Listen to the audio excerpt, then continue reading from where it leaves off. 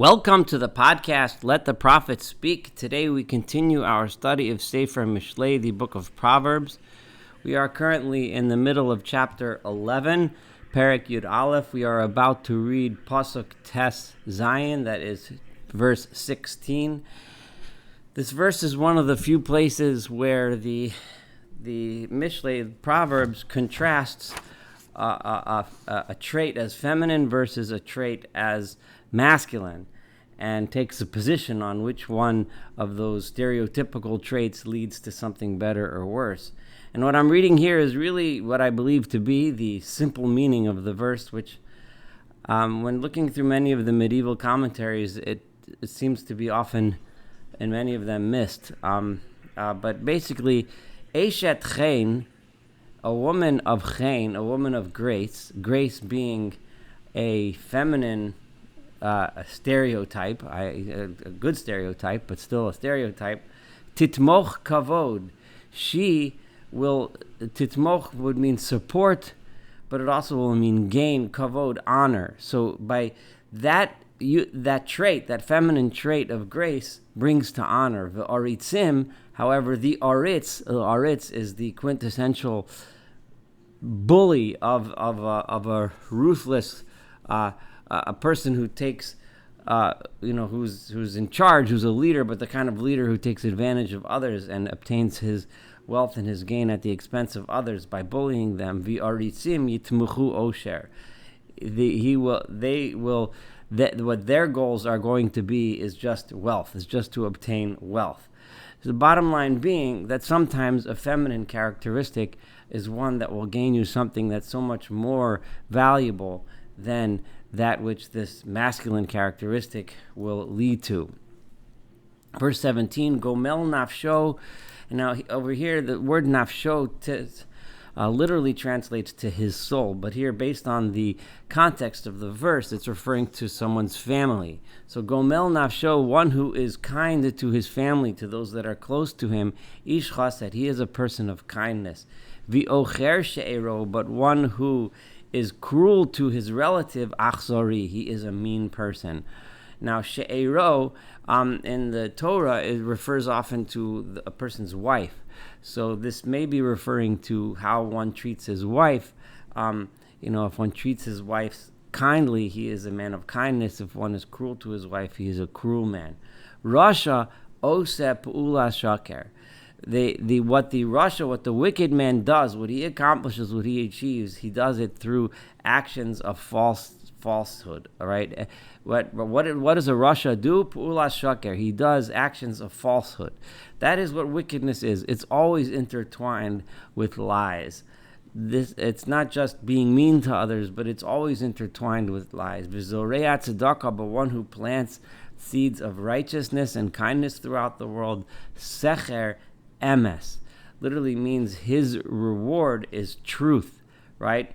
Or it could also be read as that is the reward of living a true life, because truth results in tzedakah and righteousness. That's verse 18. Verse 19, Cain tzedakah. Now, Cain here is from the language of a something which supports something else, something which or props it up or supports it. So Cain tzedakah. The one who supports himself with righteousness, l'chaim, he goes to life. Umiradef ra, but one who spends his life chasing evil, limoso, he is running towards his death. To'avat Adonai ikshelev, the abomination to God are those who have crooked hearts, who think crookedly, who think how to lie, cheat, take advantage of others. That is an abomination to God. This is, I don't even know the number. This is the numerous times we've had the word abomination associated with crookedness, lying, cheating, taking advantage of others, etc. Arrogance. Uritzono, but what is his desire? What does God like? What does he enjoy? What does he gain pleasure from? Tamimei darach, those that are perfect along the road, that go straight along the proper path of life, that are straight, that always do the right thing. They're a tamim. or sometimes translated as blameless. I've seen that translation. Yad liyad, hand to hand. Now, this to me, this verse 21 is referring to how one cleans one's hands by rubbing them together, by washing them under water. One rubs the hands together and gets the dirt off. But yad liyad lo yinakera, this kind of washing, right, does not wash off evil, right? The typical hand washing won't get rid of ra, evil. I know a lot of translations miss that connotation, but I'm translating what I believe to be the simple meaning of the verse, which is my intent throughout this entire podcast.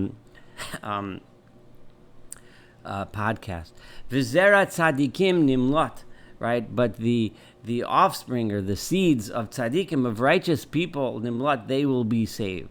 So no matter how much you wash yourself physically, you will not get rid of evil, right? Evil, to get rid of evil, you have to stop being evil, right? V'zera tzadikim, right? But the meanwhile, a righteous person, right, will always escape the results of what the righteous person does. His zera, his seeds that he plants throughout the world, they will endure. Goodness, truth endures. Nezem zahav bi'af chazir, right? It is like, evil is like a nezem zahav, a golden ring in the nose of a pig, right? It's similar to the famous statement what we say today. It's like putting lipstick on a pig, right? The pig is still a pig, right? And putting a gold ring, it's still a pig, right? So yad liyad, you might decide you're going to wash it, you're going to clean it, you're going to try to look good. But if your inner core is evil, there's nothing you can do to make it look good. Isha yafeh, it's like a pretty woman who looks pretty, v'soras tam, but she has no brains. She has no sense. She might look good, but there's nothing there on the inside. Tavas tzadikim achtov, the desire for the righteous person is good. A righteous person always wants, I always say this when you have a disagreement with someone or an argument with someone, the first thing to do before arguing about whatever it is that you disagree on, first to sit down and decide, do we have common goals, right? Do we both ultimately want peace? Do we both ultimately want for people to be successful and happy, etc.? Well, we both have common goals, then we can sit down and debate how to get there.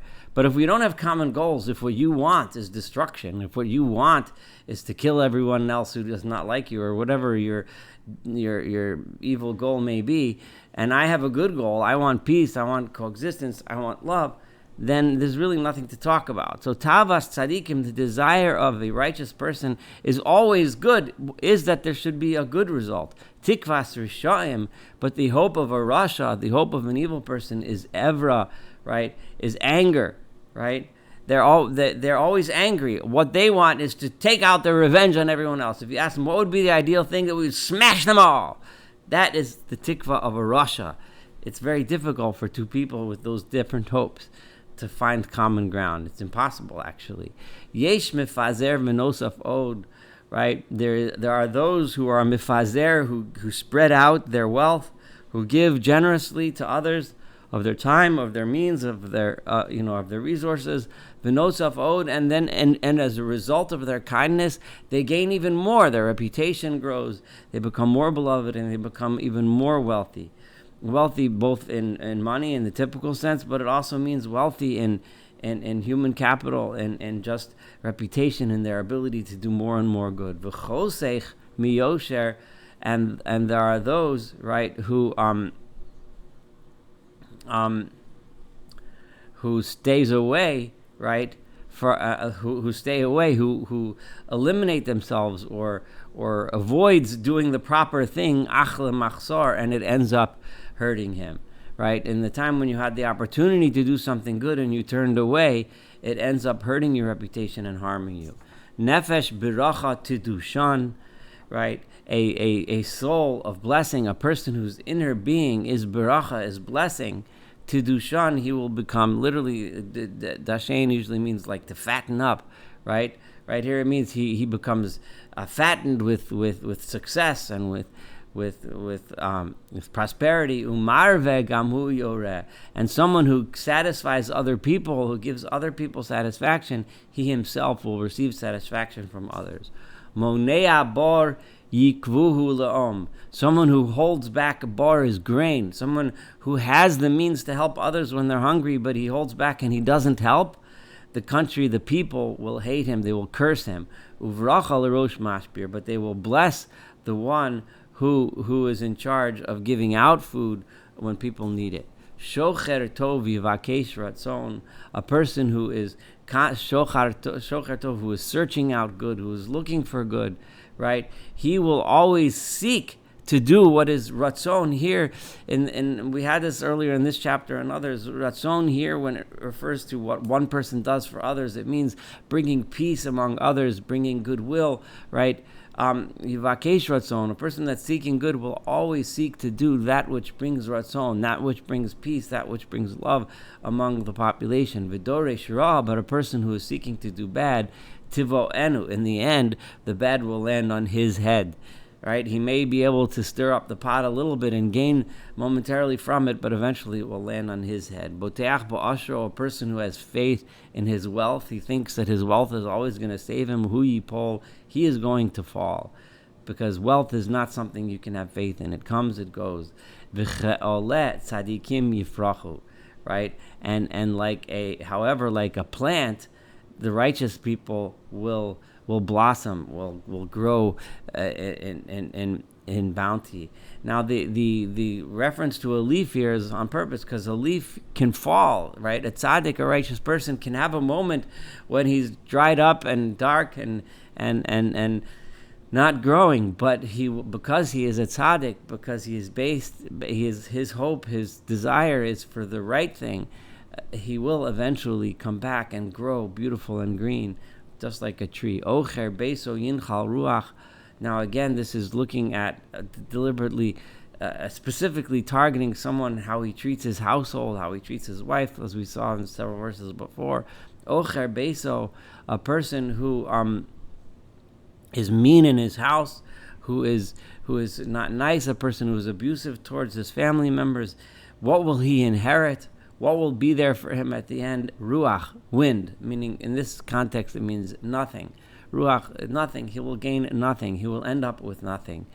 Ve'eved avil l'chacham leiv, right? And a person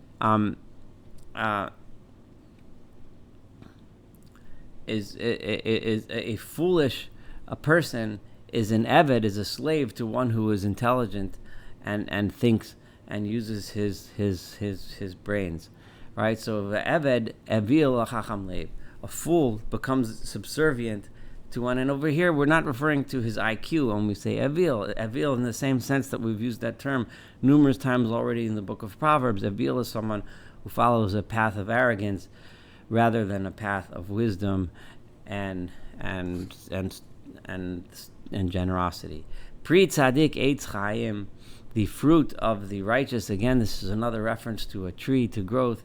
Is like, what is the pri tzaddik? What does it result in? It's like a tree of life. The tree, no matter how many times it goes down in the winter, it comes right back, beautiful, more, bigger, greener, nicer the next year. Eitz Chaim, it's like a tree of life, constantly giving life. V'lokeach nefashos chacham, and a person who is wise takes souls. And over here, it doesn't mean takes them in a bad way. It means the opposite. A person who is wise is able to convince others, is able to show others the proper path. He's charismatic in a good way, charismatic in that he can take other people and lead them on the proper path. Hein tzaddik ba'aretz yishulam. Yes, it is true. A tzaddik can sometimes get paid back in the land for his bad deeds. Even a righteous person can sometimes suffer. It's true. It's true. We can sometimes suffer. All of us have things that we've done wrong and we suffer from. However, afki rasha v'chote, how much more so is it when you are a sinner and an evil person? Will you get paid back? Paid back, and of course in a bad way, for your sins, for those things that you do. So concludes chapter 11. I really appreciate you studying with me chapter 11. Looking forward to studying chapter 12 and the rest of this wonderful book of Proverbs together. I hope this wisdom can carry you through the day. I wish all of you a wonderful, wonderful day. Again, please feel free to comment online in any of the public forums where this appears. I will try my best to answer questions and also invite your friends to this podcast. And also, if you want to write something personally, you can write it to my email at weinrebsaul, that's WEINREBSAUL @gmail.com. Once again, thank you and have a wonderful, wonderful day.